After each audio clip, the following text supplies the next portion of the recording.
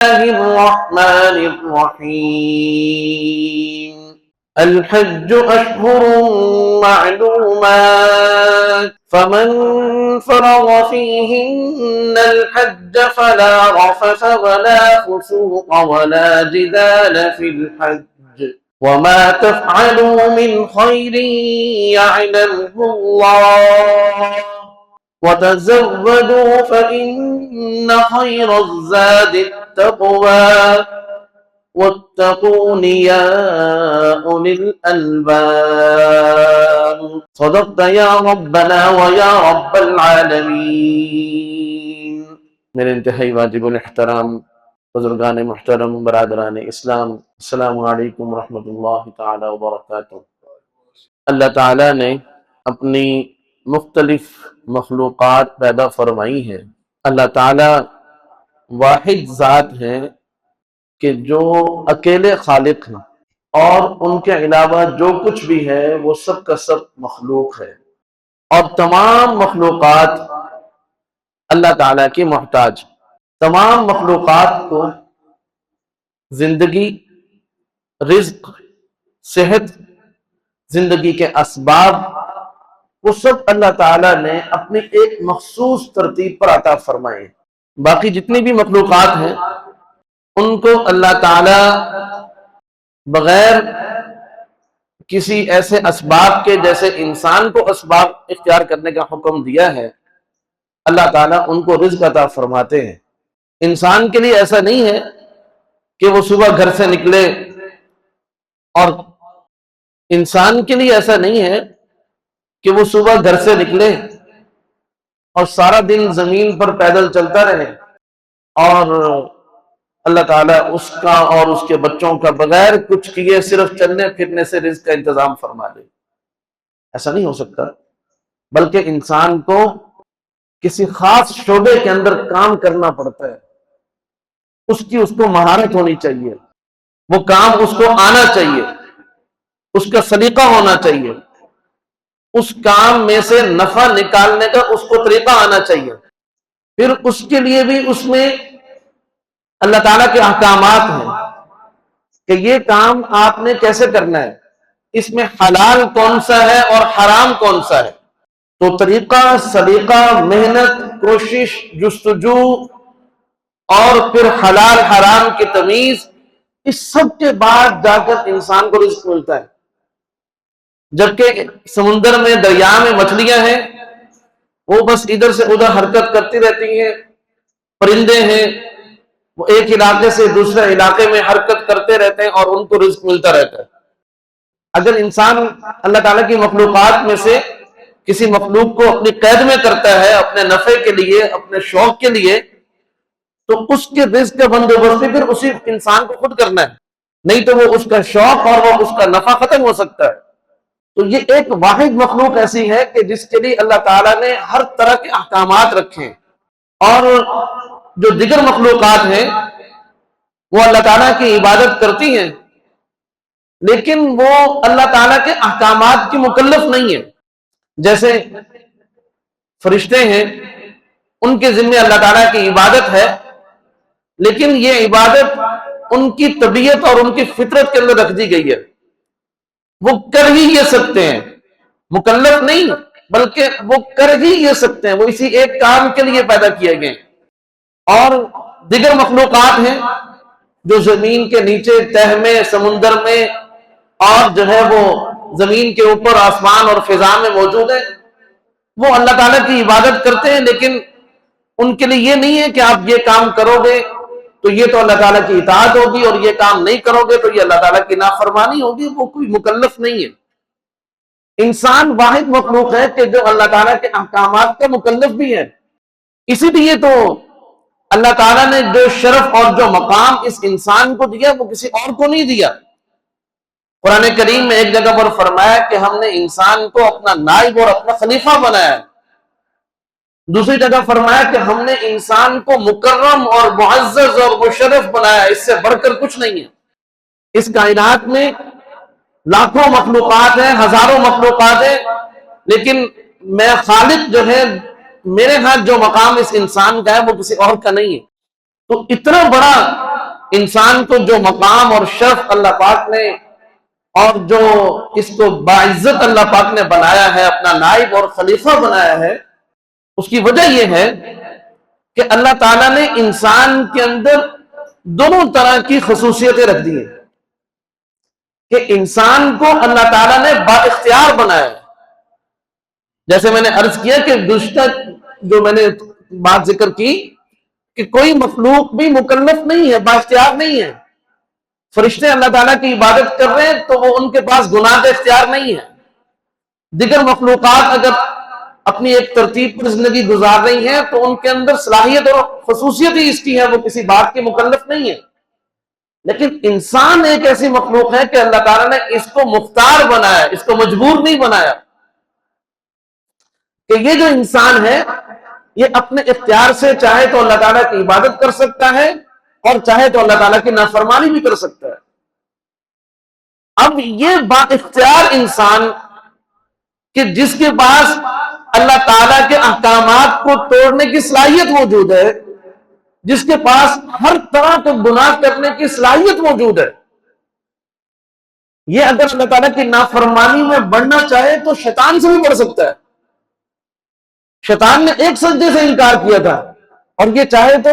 اللہ تعالیٰ دن میں اس کو کتنی بار اپنی طرف بلا رہے ہیں سجدے کرنے کے لیے، اور یہ ایک مرتبہ بھی اللہ تعالیٰ کی بات نہ مانے،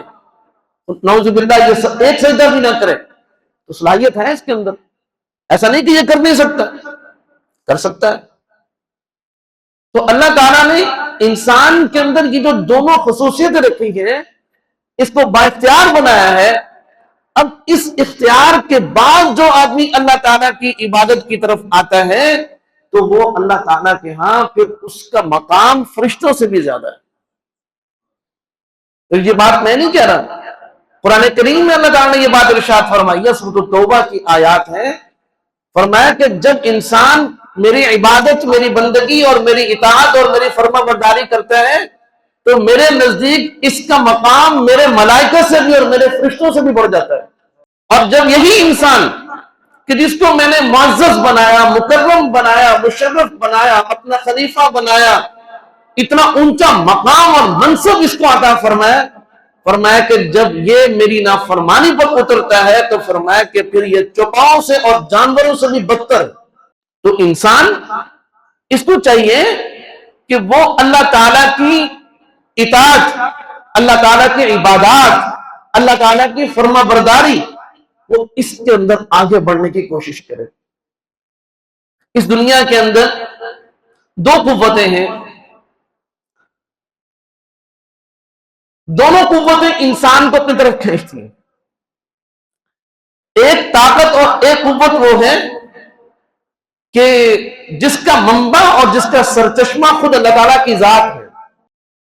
کہ اللہ تعالیٰ یہ چاہتے ہیں کہ یہ جو میرا بندہ ہے یہ میرا بندہ بن کر رہے، بندگی اختیار کرے. تو اس کام کے لیے اللہ رب العزت نے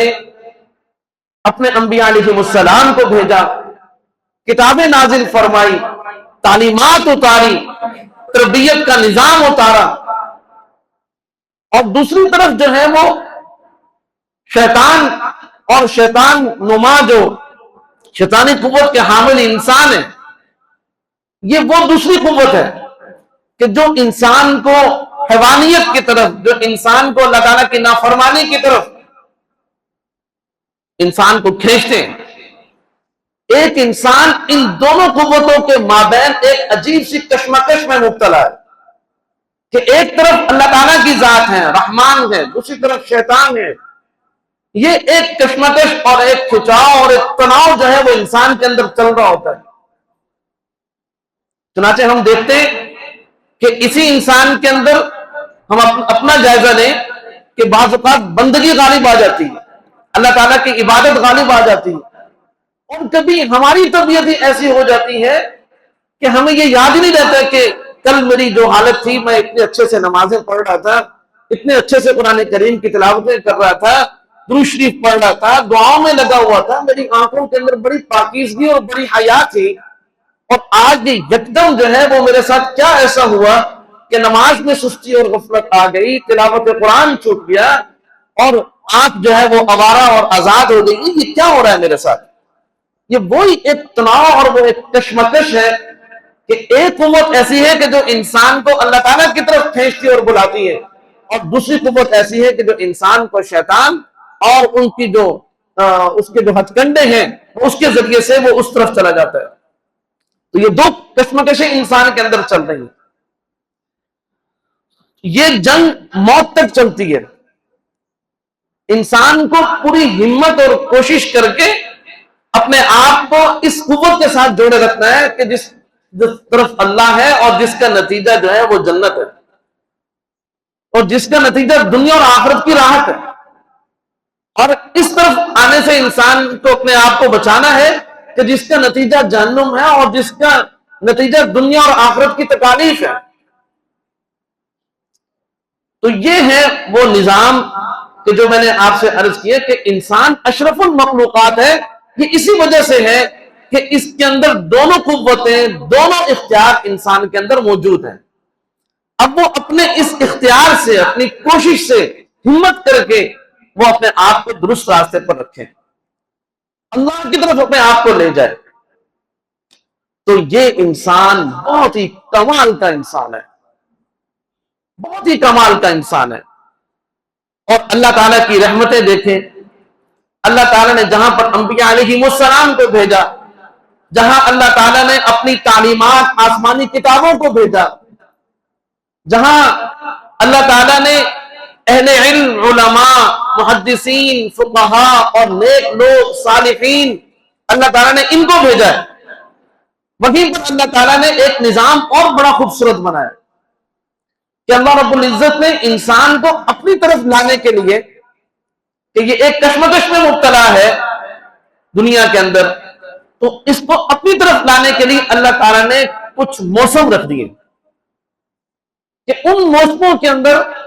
اللہ تعالیٰ کی طرف سے انسان کو اپنی طرف کھینچنے اور اپنی طرف بلانے کے لیے خصوصی اللہ تعالیٰ کی رحمتیں نازل ہو جاتی ہیں۔ اور وہ جو سلسلہ ہے وہ یوں سمجھیں کہ وہ شروع ہوتا ہے رمضان المبارک سے، کہ رمضان مبارک آتے ہیں، اب یہ دن اور یہ موسم اور یہ بہار روحانی طور پر ایسی ہے کہ کتنے ہی ایسے لوگ کہ جو مسلسل غفلت اور گناہوں میں پڑے ہوئے ہوتے ہیں اور گندگی اور نجاست اور اللہ تعالیٰ کی نافرمانی کے جو دلدل ہے اس کے اندر دھنسے ہوئے ہوتے ہیں، کہ رمضان مبارک آتا ہے پھر وہی انسان ہوتا ہے کہ جو مسجد میں آنے سے کتراتا ہے وہ ماشاءاللہ مسجد میں آنے لگ جاتا ہے، وہی انسان ہوتا ہے کہ جو قرآن کریم کو دیکھے اس کو کئی ماہ گزر جاتے ہیں وہ قرآن کریم کو اٹھاتا ہے، اس کی تلاوت شروع کر دیتا ہے، وہی انسان ہوتا ہے کہ اللہ تعالیٰ کی ایک بات ماننے پر اس کی طبیعت نہیں آتی، لیکن وہ رمضان مبارک میں اللہ تعالیٰ کے اتنے بڑے حکم کو مانتا ہے کہ وہ 16-17 گھنٹے بھوکا پیاسا رہتا ہے۔ یہ موسم بہار نیکی کا اللہ تعالیٰ لے آئے کہ بھی اس انسان کو اللہ تعالیٰ اپنی طرف کھینچنا چاہتے ہیں کہ جو کچھ میں نے تجھے دیا ہے نا، جو کچھ تیرے پاس ہے، جو کچھ تیرے پاس ہے، جو کچھ میں نے تجھے دیا ہے نا، اس سب کو چھوڑنا سیکھ لیں اور مجھے اپنا بنا لے، بس میں تجھ سے یہی چاہتا ہوں۔ اللہ تعالیٰ نے انسان کو جو کچھ بھی دیا ہے یہ انسان کا اپنا نہیں ہے، حتیٰ کہ انسان کا جسم بھی اس کا اپنا نہیں ہے۔ اس لیے آپ نے مسئلہ معلوم کر رکھا ہے کہ اگر کوئی شخص ایک تنکا بھی اپنے جسم پر اپنے آپ کو تکلیف دینے کے لیے مارے تو وہ بھی گناہ گار ہے۔ اللہ تعالیٰ کہتے ہیں کیوں اپنے آپ کو تکلیف دی؟ خود اللہ کی طرف سے آ جائے اگر تکلیف، آپ نے قصدن تنکا نہیں لگایا، آپ چل رہے تھے پاؤں میں کوئی تنکا چبھ گیا، احادیث کی روشنی میں یہ آتا ہے کہ اگر ایک تنکا بھی کسی مومن کو غیر اختیاری طور پر چبھ جائے تو اس پر بھی اللہ پاک اجر و ثواب عطا فرماتے ہیں کہ میرے بندے کو یہ چھوٹی سی تکلیف بھی کیوں پہنچی ہے۔ تو اگر اللہ تعالیٰ کی طرف سے کوئی بیماری آ جائے، کوئی پریشانی آ جائے، کوئی دکھ آ جائے، کوئی تکلیف آ جائے، وہ سب تو اللہ تعالیٰ کی طرف سے انسان کو رحمتیں عطا فرمانے کے بہانے ہیں۔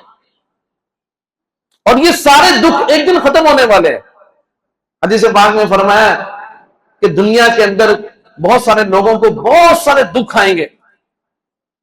اور آج کل ہمارے ہاں یہ سمجھا جاتا ہے کہ اگر کسی کو دکھ آ رہا ہے تو گویا تو اللہ تعالیٰ اس سے ناراض ہے، حالانکہ حدیث پاک میں فرمایا ایسی بات نہیں ہے، یہ دنیا ہے، اس کے اندر ہو سکتا ہے کہ انسان کو طرح طرح کے دکھ آئیں، لیکن فرمایا کہ قیامت کے دن اللہ تعالیٰ اس کو جنت کا ایک چکر لگوائیں گے اور پھر اس سے پوچھیں گے کہ میرے بندے تجھے کبھی کوئی تکلیف آئی تھی؟ وہ جنت کا ایک چکر اس کو ایسا مزہ دے گا کہ وہ دنیا کی ساری تکلیفیں بھول جائے گا، وہ کہے گا واللہ میرے رب مجھے کبھی کوئی تکلیف نہیں آئی۔ اور ایک شخص خدا نہ خواستہ حرام کے پیسوں سے، حرام طریقے سے دنیا کی ساری راحتیں اکٹھی کر لے، وہ 5 مرلے کا گھر نہیں بناتے، وہ 5 ایکڑ کا بنا لے، میں ایک مثال دے رہا ہوں، وہ ساری راحتیں جمع کر لے اور وہ حلال طریقے سے نہ ہو، حرام طریقے سے ہو، کوئی اس کو تکلیف نہیں ہے، نوکر چاکر گارڈ گاڑیاں پیسہ جو دل میں آیا وہ کر سکتا ہے، بڑی راحت کے اندر نظر آتا ہے۔ اور عام طور پر لوگ یہ سمجھتے ہیں کہ اللہ تعالیٰ کی اس پر بڑی رحمت ہے، جو حرام میں مبتلا ہو گیا وہ اللہ تعالیٰ کی لعنت میں ہے، وہ اللہ کی رحمت میں نہیں ہے۔ اللہ کی رحمت میں وہ ہے چاہے اس کے گھر 5 مرلے کا ہے لیکن وہ حلال طریقے سے چل رہا ہے تو وہ اللہ کی رحمت میں ہے کہ اللہ نے اس کو اپنا بنا کے رکھا ہوا ہے، دنیا تھوڑی سی دی ہے اس کو، کوئی بات نہیں۔ فرمایا یہ راحت والا بندہ، کتنے دنیا کے ظالم ہم دیکھ رہے ہیں نا، انسانوں کا خون چوس چوس کر انہوں نے کیسی کیسی چیزیں بنا لی دنیا کی، اور کہہ رہے ہیں کہ جی ہماری حکومت ہے، ہماری بات صحیح ہے، کوئی کچھ کر نہیں سکتا ہمارے خلاف۔ تو اللہ تعالیٰ فرماتے ہیں، حدیث پاک کے اندر آتے ہیں کہ ایسے شخص کو، ایسے لوگوں کو جب میں جہنم میں ایک ہوتا دوں گا اور پھر ان سے پوچھوں گا کہ کبھی کوئی راحت نام کی چیز دیکھی تھی، تو وہ انسان اس جہنم کی ایک لمحے کی تکلیف کے جواب میں یہ کہے گا کہ میں نے کبھی کوئی راحت نہیں دیکھی۔ یہاں دنیا کی راحتیں بھی عارضی ہیں، یہاں کی تکلیفیں بھی عارضی ہیں، ایمان اور اعمال صالحہ کے ساتھ راحت مل جائے تو ماشاءاللہ، لیکن اگر تکلیف مل جائے، اللہ نہ کرے کسی کو تکلیف آئے، ہم مانتے نہیں ہیں اللہ سے، لیکن خود ہی اللہ تعالیٰ کا اگر کسی کے لیے انتخاب ہے، ہم کمزور ہیں، ہم اللہ سے عافیت مانگتے ہیں، لیکن فرمایا اس پر پریشان نہ ہو، یہ نہ کہو کہ اللہ تعالیٰ نے مجھے کسی عذاب میں ڈال رکھا ہے۔ دنیا کی تکلیفوں کو عذاب نہیں کہا جاتا، یہ آزمائش ہوتی ہے۔ تو تمہارا عرض یہ کر رہا تھا کہ یہ اللہ تعالیٰ نے موسم رکھے ہیں اپنی طرف آنے کے، کہ رمضان مبارک میں سب سے پہلے اللہ تعالیٰ، عام طور پر ہم دیکھتے ہیں کہ لوگ رمضان میں زکوٰۃ کا حساب کرتے ہیں، تو رمضان مبارک شروع ہوا تو ایک عمل جو پہلے سے چل رہا تھا نمازوں کا، کہ دن میں 5 وقت تم نے اللہ کی طرف آنا ہے، اپنے دکان کو چھوڑ کر، کام کو چھوڑ کر، بستر کو چھوڑ کر، جس جگہ پر بھی تم ہو، جب نماز کا وقت آ جائے تو سب چھوڑ کر تم مسجد میں آ جاؤ۔ تو یہاں چھوٹی سی پریکٹس تھی اللہ کی طرف آنے کی، رمضان میں وہ پریکٹس بڑھا دی، وہ مشق بڑھا دی کہ اب جو ہے وہ تم تراویح کا اہتمام کرو، کہ اب نمازوں کو بڑھا دو، تہجد کا پہلے اہتمام کر رہے تھے اب اور زیادہ کرو، نوافل کا اہتمام پہلے بھی کرنا چاہیے لیکن اب تو خصوصی طور پر کرو نا، رمضان ہے بھائی، رمضان میں بھی اشراق چھوٹ جائے، رمضان میں بھی چاند چھوٹ جائے، رمضان میں بھی ابابین چھوٹ جائے تو پھر تمہارا کیا بنے گا؟ تو وہ نماز بھی بڑھا دی، اور مال اللہ پاک نے عطا فرمایا، اب فرمایا تم نے چونکہ میری طرف آنا ہے تو جو جو چیزیں میں نے تمہیں دی ہیں اس میں سے ایک مال بھی ہے، تو لہٰذا اس مال میں سے کچھ حصہ تم میرے نام کا نکالو، تاکہ انسان کے اندر یہ مشق پیدا ہو جائے کہ اللہ کے لیے مال کو قربان کرنا ہے، یہ تربیت انسان کے اندر آ جائے کہ اللہ کے حکم پر مال کو چھوڑنا ہے جو خود کمایا ہے۔ حرام کے پیسے پر زکوٰۃ نہیں آتی، بلکہ حرام کا پیسہ اگر کوئی اللہ کے راہ میں دیتا ہے تو وہ بڑا گناہ گار ہے، کہ حرام کا پیسہ لایا میرے پاس۔ انسان کوشش کرتا ہے کہ اپنی اولاد کو حلال کر کھلائے، تو اللہ کی راہ میں دینا تو کوئی حرام کا دے تو وہ بڑا گناہ گار ہے۔ اس لیے ساری عبادات کے لیے مال حلال پہلے ہے، کہ مال بالکل پاکیزہ اور حلال ہونا چاہیے، تبھی وہ نماز کے اندر، آج لوگ کہتے ہیں کہ نماز میں دل نہیں لگتا، اس کی بنیادی وجہ یہی ہے کہ ہمارے مال کے اندر کہیں نہ کہیں کوئی ایسی چیز آ رہی ہوتی ہے کہ جو ہم کھا رہے ہوتے ہیں. حتیٰ کہ آپ کو سن کر حیرت ہوگی, میں اپنے تجربے کی بات کر رہا ہوں, آپ کی بات نہیں کرتا, کہ سفر میں جب جاتے ہیں اور ہوٹلنگ کرتے ہیں مجبوراً, مزاج نہیں ہے ہوٹلنگ کرنے کا, اب وہ کھانا پکانے والے انہوں نے نماز پڑھی ہے نہیں پڑھی ہے, ان کے معاملات کیسے ہیں, آپ یقین کریں کہ میں نے خود یہ دیکھا کہ اگر مجبوراً ہوٹلوں کا کھانا کھانا پڑ جائے تو نمازوں کے اندر غفلت اور سستی آ جاتی ہے. اور جب ہم اپنے گھر میں کھانا کھاتے ہیں کہ جب ہماری مائیں بیٹیاں جو ہیں وہ نمازوں کا خیال کرتی ہیں اور صفائی ستھرائی کا خیال کرتی ہیں, شرعی احکامات کا خیال کرتی ہیں, تو اس کی وجہ سے ہماری نمازوں کے اندر بھی بہتری آ رہی ہوتی ہے. عام طور پر ہم یہ سمجھتے ہیں نا کہ ہمارا کوئی کمال ہے, ہم نیک بن رہے. ہمارے بزرگ تھے وہ فرمایا کرتے تھے کہ ہماری زیادہ تر جو نیکیاں اور تقریریں اور جو اجتماعات اور جو سارا کچھ درس وغیرہ چل رہا ہے یہ ہماری بیویوں کا کمال ہے,